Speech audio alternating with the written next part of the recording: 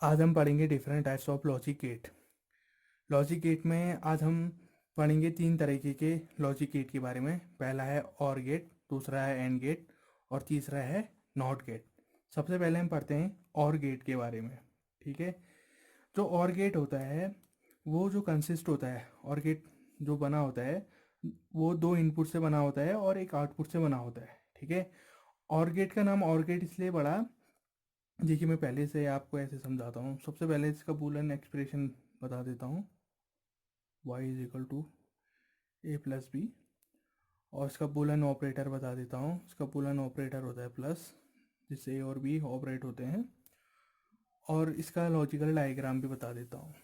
ठीक है, यहीं पे को मैं आपको समझाऊंगा कि और गेट का नाम और गेट क्यों पड़ा। ठीक है, इस गेट का नाम और गेट पढ़ने का कारण क्या था।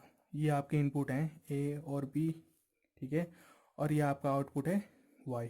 ठीक है, और गेट का नाम और पढ़ने का कारण यही है। ठीक है, अगर आपको आउटपुट चाहिए यानी कि रिजल्टेंट वाई आपको चाहिए, ठीक है, या तो आपका ए हाई होना चाहिए या तो बी हाई होना चाहिए। ठीक है, आउटपुट वाई प्राप्त होने के लिए आपका या तो ए हाई होना चाहिए या तो बी हाई होना चाहिए, आइदर ए हाई और बी हाई।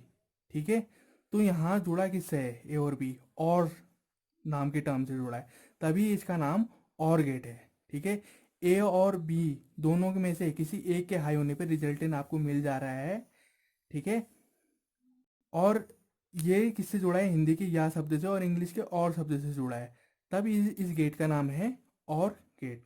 ठीक है, तो ये इसका लॉजिकल डायग्राम हो गया, और इसका बुलियन एक्सप्रेशन मैंने लिख दिया।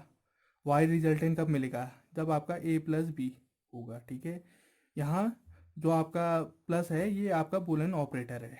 ठीक है, वाई मिलने के लिए आपका या तो ए हाई होना चाहिए या तो बी हाई होना चाहिए, दोनों में से एक भी हाई हो गया तो आपका आउटपुट वाई आपको प्राप्त हो जाएगा। ठीक है, तो हम ट्रूथ टेबल की तरफ चलते हैं।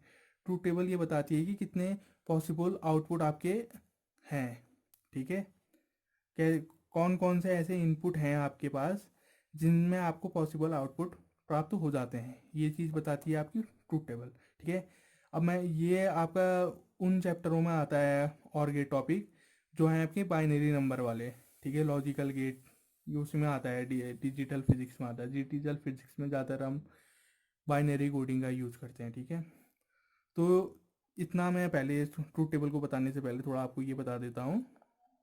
ठीक है, अगर आपका इनपुट लो है तो आप उसे जीरो से डिनोट करेंगे, अगर आपका इनपुट हाई है तो आप उसे वन से डिनोट करेंगे। ठीक है, आई बात समझ में, लो के लिए जीरो और हाई के लिए वन।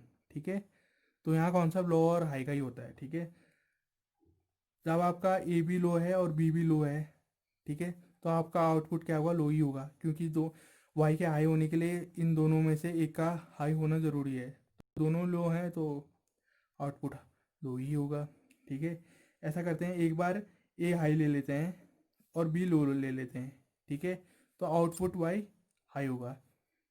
ए हाई और बी लो लिया है तो आउटपुट आपका वाई हाई होगा, क्योंकि ए और बी में से कोई भी एक हाई हो जाएगा तो वाई आपका हाई हो जाएगा। तो यहाँ ए हाई है तो वाई आपका हाई हो जाएगा।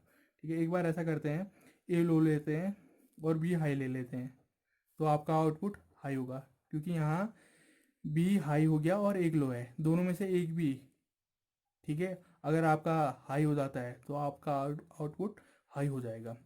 अब दोनों एक बार लो ऐसा करते हैं, दूसरा दोनों हाई ले लेते हैं, या अलग वन, ए भी हाई ले लेते हैं, बी भी हाई ले लेते हैं। अब यहाँ पर को दोनों हाई हैं।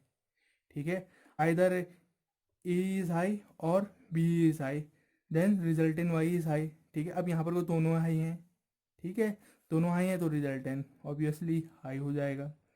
तो ये था आपका और गेट, ये इसी कंडीशन में काम करता है। ठीक, इसके अगले टॉपिक में हम पढ़ेंगे एंड गेट के बारे में, उसके लिए आप अगला वीडियो लेक्चर देखें। Thank you.